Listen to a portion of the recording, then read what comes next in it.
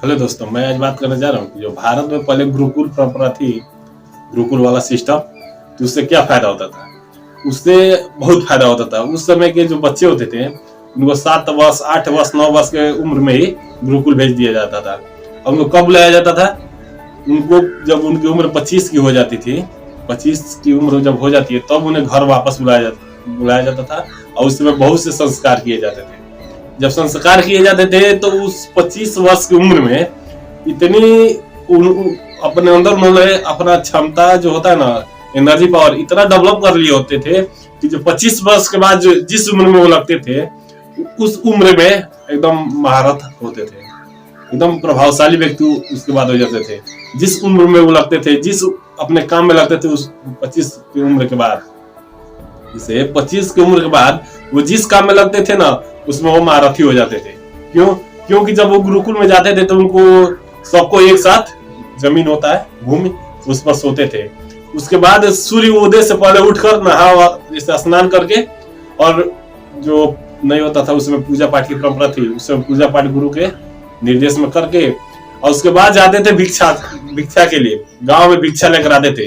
इससे फायदा उनको ये होता था कि उनके अंदर जो अहंकार होता था कि हम राजा घर के हैं, हम पूंजीपति वर्ग के हैं, हम छत्री घर के हैं, ऐसे उसमें परंपरा थी। तो उस समय उन लोगों की जो परंपरा थी, उन लोगों का जो मनोबल था वो टूट जाता था। ये काम एक दिन ही डेली होता था। और जब बनाकर उस समय आते थे, उसके बाद जो खाना वाना बनता, भोजन करते, उसके बाद फिर 10 बजे से 12-1 बजे तक फिर वही काम चलता। उन लोग को शिक्षा दी जाती थी, जिस विषय के में वो आगे बढ़ते उनको उस विषय में उनको आगे बढ़ाया जाता था। ये नहीं था कि सारे विषय आप ही पढ़िए, नहीं, वो जिस विषय में पढ़ना चाहते थे उसी विषय में उनको पढ़ाया जाता था। वैसे उनकी परंपरा 1 बजे तक चलती। फिर उसके बाद वो भिक्षाटन पर निकलते, फिर भिक्षा मांग कर लाते, और फिर शाम का वैसे ही भोजन चलता। फिर शाम को स्नान करके और पूजा पाठ करके शाम वाला आरती, और फिर सो जाते थे।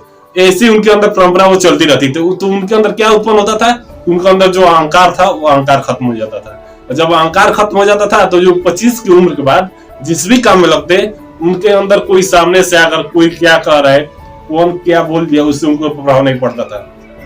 क्योंकि उनको पहले वो सारी शिक्षा दे दी जाती थी कि आपको ये ऐसे ऐसे समाज मिलेगा, ऐसे ऐसे काम करना होगा, ऐसे आपको जीवन व्यतीत करना होगा। जब वो आते थे तो वो काम में एकदम महारथी हो जाते थे। इस समय लोग कहते हैं कि अरे उसने कह दिया तो हम बिगड़ गए, उसने सिखा दिया हम खराब हो गए। इस समय वो व्यवस्था नहीं, जिससे मेल मिलाप नहीं था। तो अब अगर वो व्यवस्था फिर से शुरू हो जाए तो भारत में फिर वैसे ही विश्व गुरु बन जाएगा। विश्व गुरु बनने की लोग बात करते हैं, लेकिन विश्व गुरु कैसे बनेंगे इस पर कोई विचार नहीं करते। इस समय जो संस्कृत जानते हैं, जो संस्कृत भाषा है, कंप्यूटर का एक बार कंप्यूटर था, उसमें सारी भाषा वो डाल दिया गया। उसके बाद उससे पूछा गया कि सबसे अच्छा भाषा तुमको कौन सा लगा। कंप्यूटर से पूछा गया, जो टेक्निकल होता है।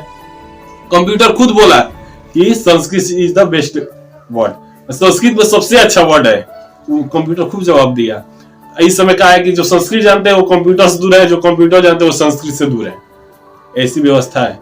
तो जब तक ये दोनों नहीं मिलेंगे तब तक भारत विश्व गुरु नहीं बन पाएगा। यह लिख लीजिए, जब तक ये दोनों नहीं मिलेंगे तब तक भारत विश्व गुरु नहीं बन पाएगा।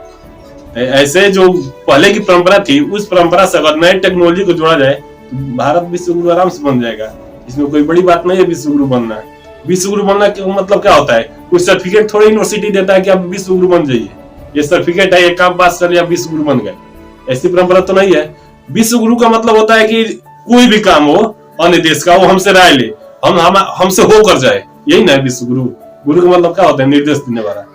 बस यही सी बात है। ऐसे ही और बातें बताता रहूंगा समय समय पर। जय हिंद।